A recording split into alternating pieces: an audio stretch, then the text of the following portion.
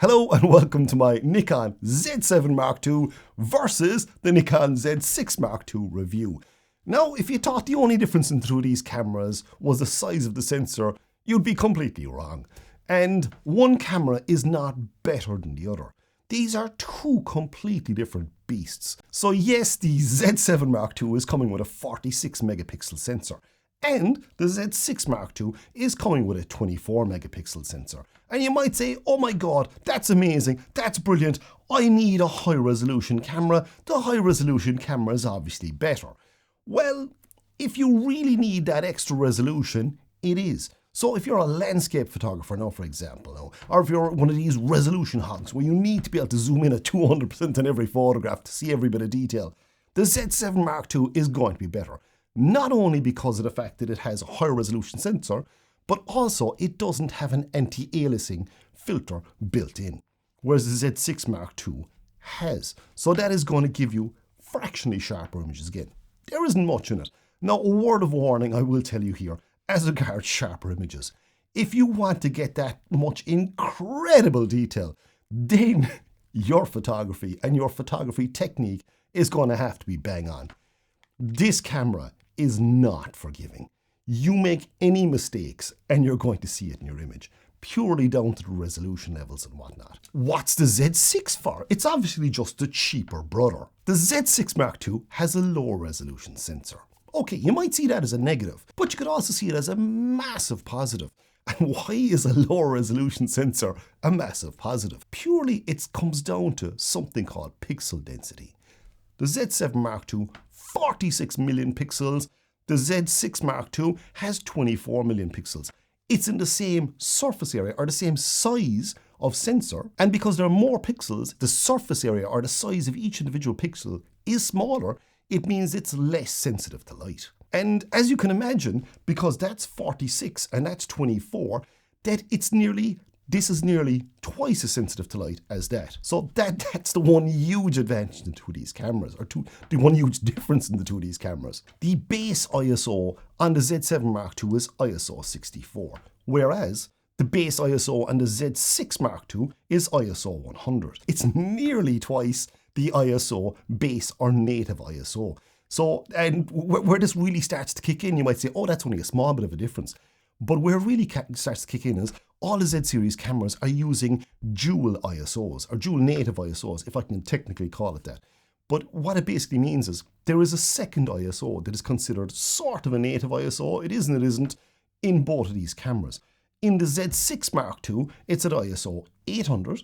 In the Z7 Mark II, it's an ISO 400. I have a separate video on dual ISO and what it all means and how you should use it.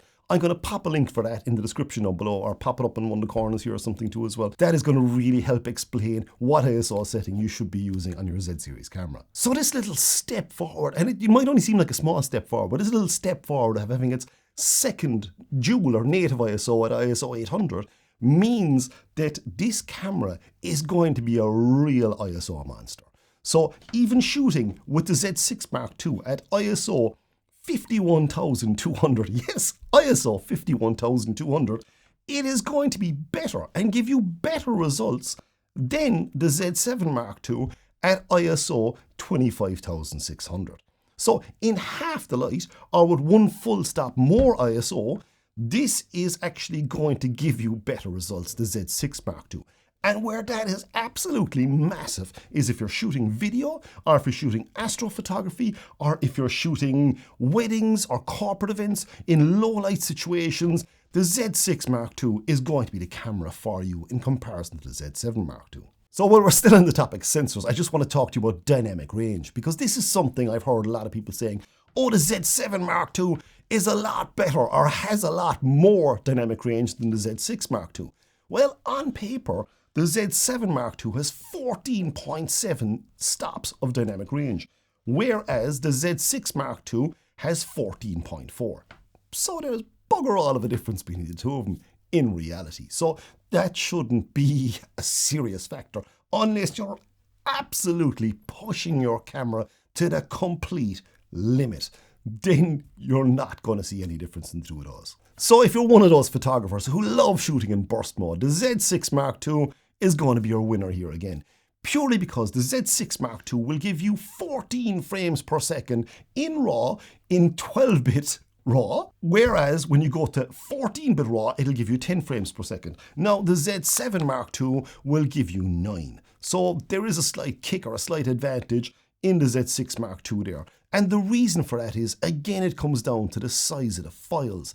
And they're both using exactly the same processor. It's the X-Speed 6 in both of these cameras, so there's no difference from that point of view. But the difference is the size of the files and the resolution. So it's a lot easier to process a massive amount of photographs in the Z6ii than it is in the Z7 II. That then brings us nicely to buffer capacity. And yes, there's the same buffer capacity in both of these cameras, but how many photographs will you fit in to both of them?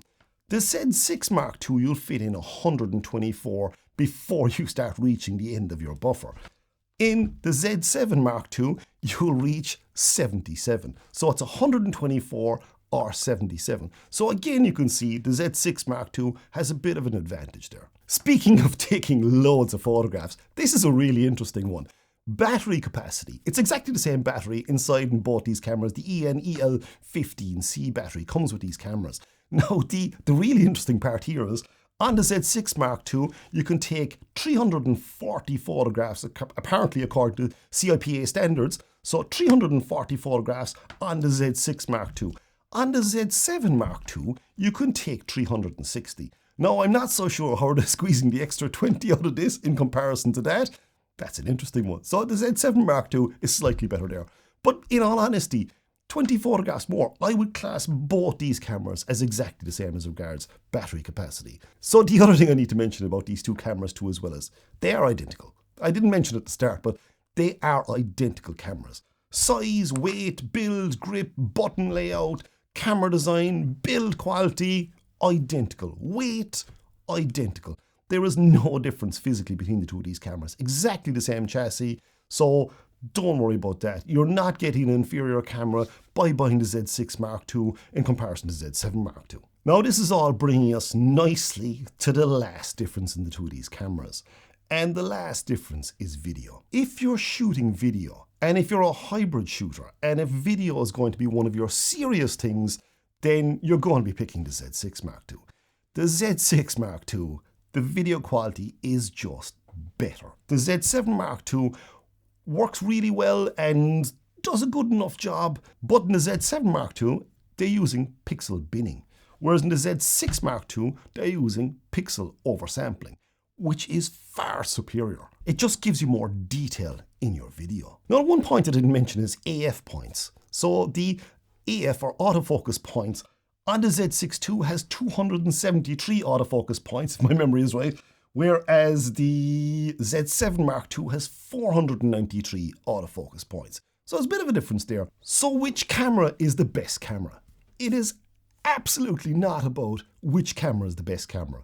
Both of these cameras are amazing. The Z7 Mark II is absolutely fantastic if you want to capture really high resolution images with gorgeous, sumptuous detail in them. The Z6 Mark II is brilliant then if you're out shooting in low light situations or if you want to shoot a lot of video.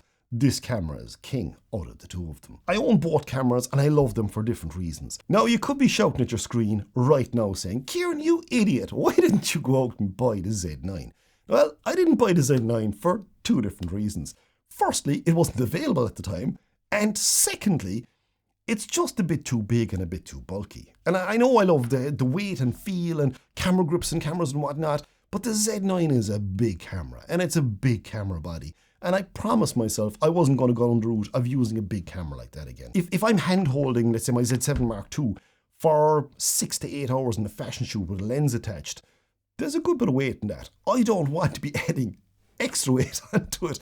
And yes, I know the Z9 is an absolutely amazing all-round camera. And yes, I would be very tempted to buy it, but I prefer having two different cameras rather than having just one camera. So are you more confused than ever, or has this helped solve some of the questions you have about the Z7 versus the Z6 Mark II? I hope it has. I hope it helped, and I hope it cleared up a lot of that. And just remember, bigger isn't always better. That's what my wife tells me anyway. So till the next video, see you out there guys, and have a good one.